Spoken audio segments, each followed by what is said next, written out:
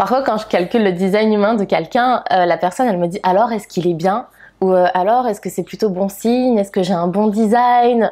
Alors bien sûr la réponse elle est pas si simple, je peux pas te dire juste par rapport à ta date de naissance, oui toi t'as un bon design, non toi t'as un mauvais design, sinon le design humain ça serait un outil complètement à côté de la plaque, du moins de mon point de vue. Mais du coup dans cette vidéo on va voir un petit peu tout ce qui est le bien et le mal en design humain.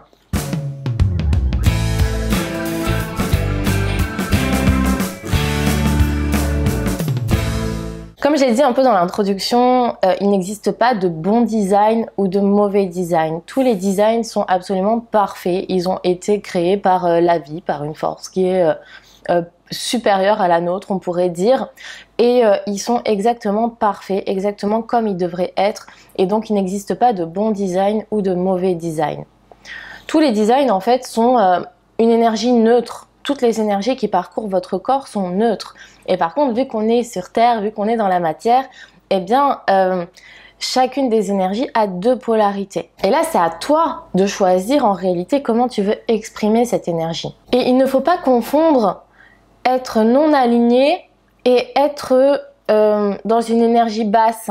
Parfois, quelque chose qui va paraître comme mal ou mauvais dans notre monde humain a en fait tout à fait sa place sur le plan énergétique, sur le plan du programme qui a été prévu, entre guillemets. Donc oui, quand on me demande est-ce que j'ai un bon design, est-ce que mon design est cool, je peux pas te répondre, je dis bien sûr que oui, ton design il est parfait tel qu'il est. Et là le but ça va être de comprendre comment tu fonctionnes afin de faire des choix en conscience, afin d'avoir la possibilité de faire des choix alignés, parce que c'est pas parce que tu connais ton design, tu connais ton fonctionnement que tu es obligé de faire des choix alignés, hein. Si tu veux être dans le désalignement, tu as le droit aussi. Il n'y a aucune loi qui te dit il faut être aligné, ça c'est pareil, c'est un conditionnement. Chacun fait le choix en fait de faire ce qu'il veut, en gros. Même s'il y a des aspects de ta matrice énergétique qui sont inévitables, desquels tu ne pourras pas échapper en fait. En fait, c'est un petit peu comme en astrologie, hein. On peut pas dire oui, les scorpions ils sont mieux que les taureaux ou les gémeaux sont mieux que les capricornes.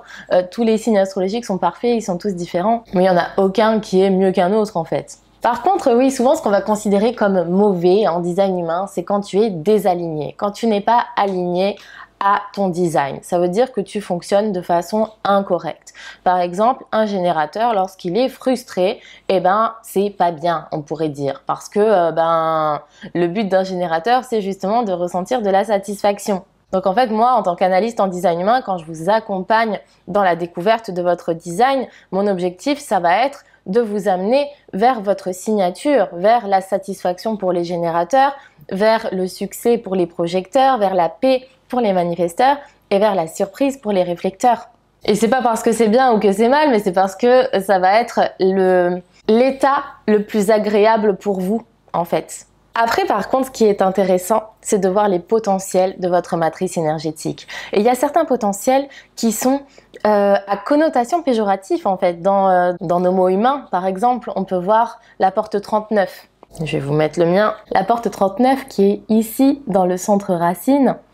Bon, ça, c'est mon schéma, hein. La porte 39 est activée chez moi avec le canal 39-55. La porte 39, par exemple, c'est la porte de la provocation. Alors on se dit, super comme potentiel, la porte de la provocation, ça veut dire que je suis provocateur, que je provoque. Ça peut être pris comme quelque chose de négatif, parce que la provocation, c'est pas comme si on vous disait que vous êtes plein d'amour et de luminosité. Ou alors, la porte 36, qui est activée chez moi aussi. La porte 36 dans le plexus solaire, c'est la porte des crises. Ça c'est pareil, les crises, c'est un petit peu à connotation négative. Les crises, super comme potentiel, je fais des crises tout le temps, je fais des crises émotionnelles, waouh, génial, je m'en serais bien passé. Mais en réalité, même si parfois le terme peut avoir une connotation péjorative, eh bien, il a sa place. Les crises, parfois, elles sont nécessaires.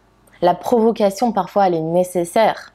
Et elle peut amener à quelque chose de très positif, entre guillemets. Et ce qui va faire en sorte que vous allez utiliser ce potentiel de la bonne ou de la mauvaise façon, ça va être si ce potentiel est utilisé de façon alignée, en accord avec votre autorité intérieure, en respectant votre autorité intérieure. Parce que là, par exemple, pour la porte des crises, pour le coup, Moi, si je fais une crise, sans attendre que la vague émotionnelle passe sous le coup de l'impulsion, oui, ça risque d'être incorrect et créer du chaos autour de moi. Donc, il y a pour chaque potentiel des petits conseils.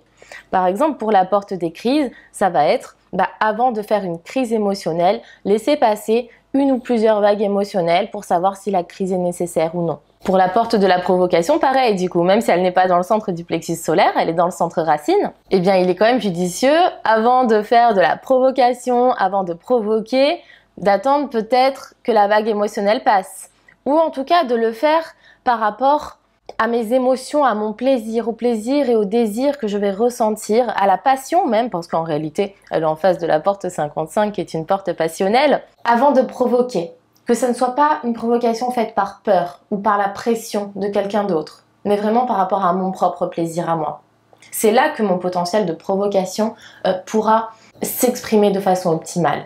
Après, quand on regarde le nom des portes en design humain, souvent aussi elles ont une connotation très positive. Comme par exemple la porte 10, c'est la porte de l'amour du soi. Dans le centre G, ici, elle est active chez moi mais dans un centre G ouvert. La porte 10, c'est la porte de l'amour de soi. Mais selon comment vous allez l'exprimer, ça peut devenir la porte de la haine de soi. Ce n'est pas quelque chose de figé. Jamais une énergie va être figée dans une seule de ces polarités. Si vous avez cette énergie dans votre design, vous pouvez l'exprimer dans les deux polarités. Bon, après, des fois, le potentiel peut être bloqué dans son expression haute ou dans son expression basse par différentes planètes. Mais bon, là, c'est pas le sujet du jour. Mais en gros, voilà. Tout ça pour dire que le bien et le mal n'existent pas, en fait, en design humain. C'est juste un fonctionnement naturel. Ce sont des énergies. Être aligné, ça ne veut pas forcément dire faire le bien autour de soi, en tout cas le bien de la façon dont il nous a été conditionné en tant qu'être humain.